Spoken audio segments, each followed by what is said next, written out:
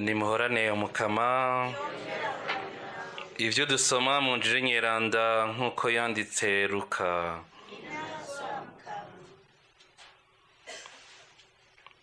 Ku munsi ugira gatatu kuva aho Yezu apfiriye, abigishwa babiri baja mu gisagara citwa Emawusi. Kuva Yerusalemu ni urugendo rw'isaha zibiri. Bagenda baraganira ivyari vyabaye vyose, bakaganira kandi bagaharira. Yezu wenyene arabegera ngo bafatanye akayira, ariko amaso yabo ntiyashobora kumumenya. Arababaza ati, ivyo mugenda muravugana ni biki? Barahagarara bijiriwe. Umwe muri bo yitwa Kirofasi aramwishura ati, ni wowe Musa uciye Yerusalemu utazi ivyabaye muri iyi minsi? Nawe ati, vy'ibiki? Bati, vya Yezu w'i Nazareti. Yari umuhanuzi yakura bose mu kuvuga no mu gukora imbere y'Imana n'imbere y'abantu. Abakuru b'abasaseredoti n'abashingantahe bacu baramuguze, baramucira ubwo gupfa, bagira ko bamubamba ku musaraba. Ariko tweho twari twizigiye ko ari we yari gucungura Isirayeli. None bukeye gatatu ivyo bintu bibaye, hari abagore bamwe mu bacu bahoze ku ruhafu kare baje kudutera ubwoba. Ntibabonye ikiziga ca Yezu, yamara baje kutubwira ko babonye abamarayika bababwira ko ari muzima. Bamwe bo mu bagenzi bacu bagiye ku ruhafu basanga bimeze nk'uko abagore babivuze, ariko we ntibamubonye. Yezu rero arababarira ati, mwabibura bwenge mwe, nta mutima mugira ngo mwemere ivyo abahanuzi bavuze? None ntivyari bikwiye ngo Kristu arinde amagorwa yose kugira ngo ashikire ubuninazwa bwiwe? Ahera rero kuri Musa, ahetura abahanuzi bose, abasigurira ivyanditswe mu bitabo bimwerekeye. Begereye umuhana bajamwo, Yezu amera nk'ubandanya, ariko baramwinginga bashimitse bati, ingo tugumane ngaha, burije n'izuba ryarenze. Araheza arabakurikira. Avyagiye ku meza hamwe nabo, yakira umukate, arawuhezagira, arawumanyura, arawubahereza. Amaso yabo acarakanura, baramumenya, yamara buno nyene acaranyika. Baraheza rero bavuga bati, erega niho umutima wacu wari wuzuye urukundo aho twafatanya akayira, akatubwira ivyanditswe mu bitabo bitagatifu. Muri ino saha nyene barahaguruka basubira Yerusalemu, basanga abandi 11 bakoranye n'abandi bagenzi babo bari kumwe, bariko baravuga ngo ni ivy'ukuri umukama yazutse, yabonekeye Simoni. Nabo babaganira ivyo babonye mu nzira n'ingene bamumenye aho yamanyura umukate. Twakirize rweze inkuru nziza ya Yezu Kristu.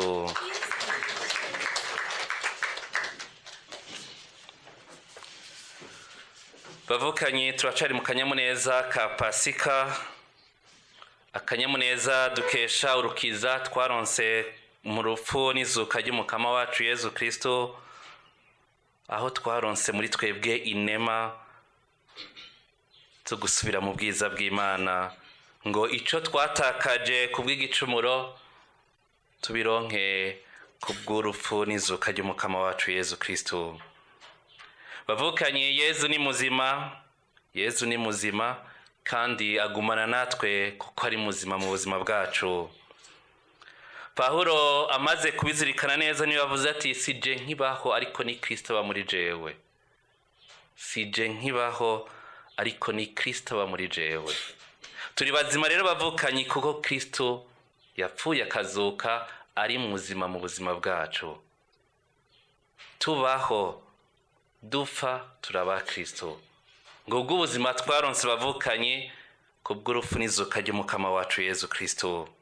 Naha rero bavukanye twemera ko turi bazima tukumva ko iyo Mana iri kumwe natwe nuko dufite agaciro mu maso yayo. Ababigishwa b'iyo bose bari bataye umwizero wose bari bafise. Mwumva amajambo bavuga ati nibuciye Yerusalemu utazi ivyarabibaye ivya Yezu w'i Nazareti, bakavuga ingene bamubona kuko bari bamuzeye kurukiza, ariko abakuru baramubambye baramwica ku musaraba. Kuri bo vyose vyaheze bisubire mu vyabo, ariko ko Yezu yari yarabateguye akabimenyesha buke buke guhera ibugarire gushika Yerusalemu bari kumwe abigisha ku mwanya ababwira icari n'ico yabazaniye mu buzima bwabo.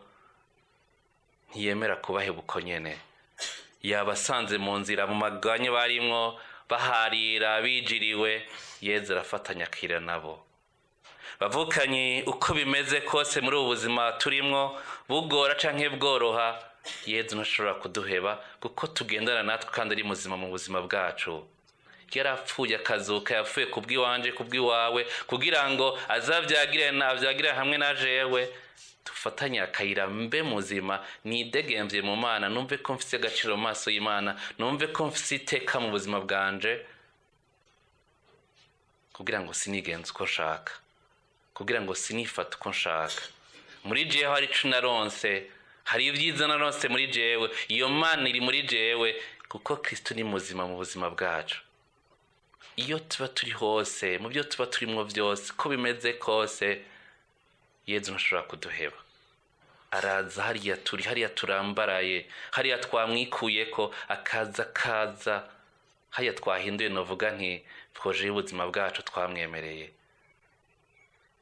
Pawulo amaze kumva kwakira Yezu mu buzima bwiwe, akumva ko ari we vyose muri we, yavuze ati ivyambera kunguko, ivyo hona nishimira kuvaho nakire Kristo mu buzima bwanje, byose nabifashe nk'umwavu. Byose nabifashe nk'umwavu. Kuri je nta teka bifise, nta n'agaciro bifise, ariko igifise akamaro mu buzima bwanje ni Kristo nakiriye muri jewe. Ni Kristo nakiriye muri jewe, ni we afise iteka, ni we afise vyose, ni we ngagenza ubuzima bwanje, ni we vyose mu buzima bw'iwanje. Mbaho ntabaho ni we ategerezwa kunyinazwa muri jewe. Ndi n'agaciro mu maso y'Imana bavukanye. Kuba kumwe rero n'Imana bavukanye, kumva ko Kristo yapfuye akazuka kubw'iwanje, nkumva ko ndi muzima mu buzima bw'iwanje, cangira akanyamuneza n'urukundo rwuzuye muri jewe. Naha rero mwumvise bavuga ati niho twafatanya akayira turi kumwe, tukumva urukundo rwinshi mu buzima bw'iwacu. Bavuze ati igihe Yezu abonye amanyuye umukate bakamumenya mbwakaca azimangana mu maso yabo, bavuze erega niho umutima wacu wari wuzuye urukundo, aha twafatanya akayira atuyagira ivyanditswe mu bitabo vyeranda. Turarondera akanyamuneza ahandi bavukanye, turarondera ivyo duhimbara muri ubu buzima, tukiyambura ubwiza bw'Imana canke iyo Mana tukayirukana mu buzima bw'iwacu, ngo nikora turiko turakurikira ibi na biriya. Ariko kugira Imana mu buzima bwacu bavukanye, kuko iyo Mana ivyagira muri twebwe, kuko iyo Mana ifise ikibanza ca mbere mu buzima bwacu, niko kugira akanyamuneza k'imyaka yose, niko kuzura urukundo ntangere. Kandi urwo rukundo rumaze kwinjira muri twebwe, hari ibintu vyinshi bihinduka. Mwumvise mu gisomwa ca mbere Pawulo, Petero na Yohani baduze gusenga, hama iki kimuga kikabaraba nkuko caraba abandi bahita, ariko Petero akababwira ati twihweze neza.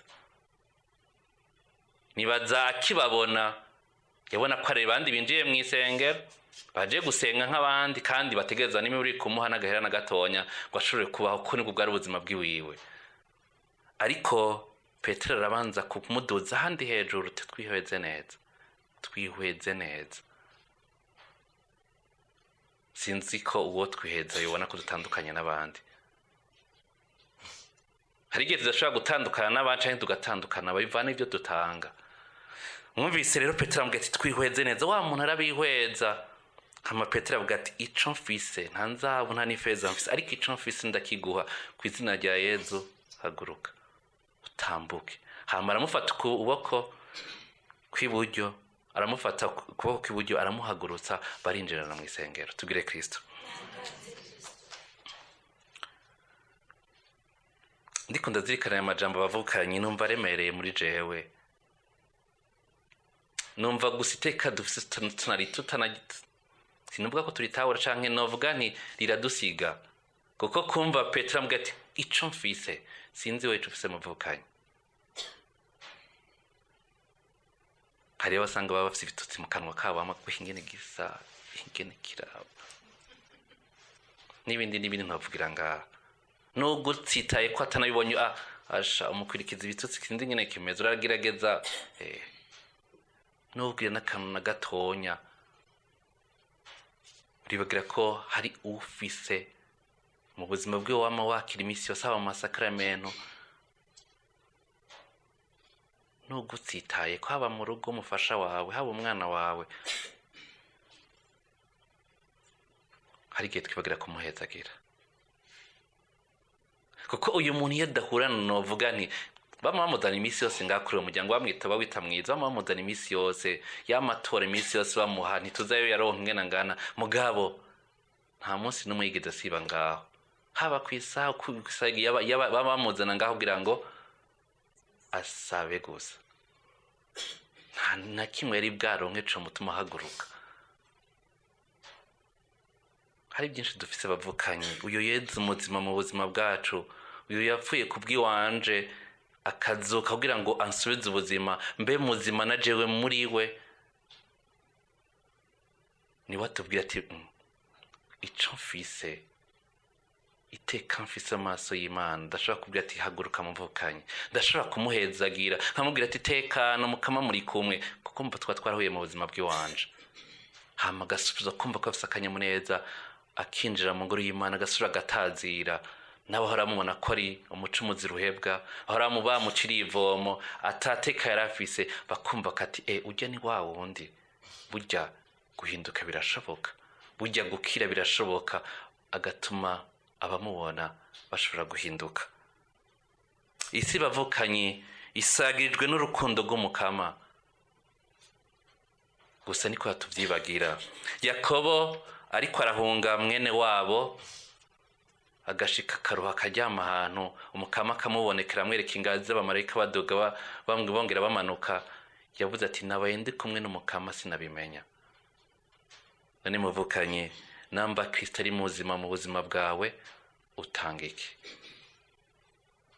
Namba warakiye Kristo yapfuye akazuka, namba warakiye ubwo buzima bw'Imana muri wewe, ugahindura n'irindi zina, ukaronka iteka ry'abana b'Imana, ukaba samuragwa w'ivyiza vy'Imana, utanga iki? Utanga iki? Haba mu rugo rwawe utanga iki? Haba mu bana bawe ubaha iki? Haba mu muhura ubaha iki? Haba ku kazi aho ukorera utanga iki? Ubwo uratanga Yezu.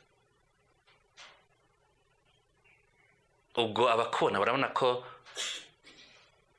hari ico basumbije. Ubwo abakubona barabona ko hari iteka n'ikintu umaze gushikira mu buzima bw'iwawe, aho bavuga ati ujya muntu muramuca kure, hari n'ububasha muri we. Kuko amajambo usohora, imvugo uvuga, ivyiyumviro wiyumvira bitandukanye nabo. Twisabire bavukanye muri no nkukanyiranda y'imisa, ko namba Kristo yarazutse, namba turi bazima muri Yezu, namba ubuzima bw'Imana bugaragaye muri twebwe, tutange Yezu.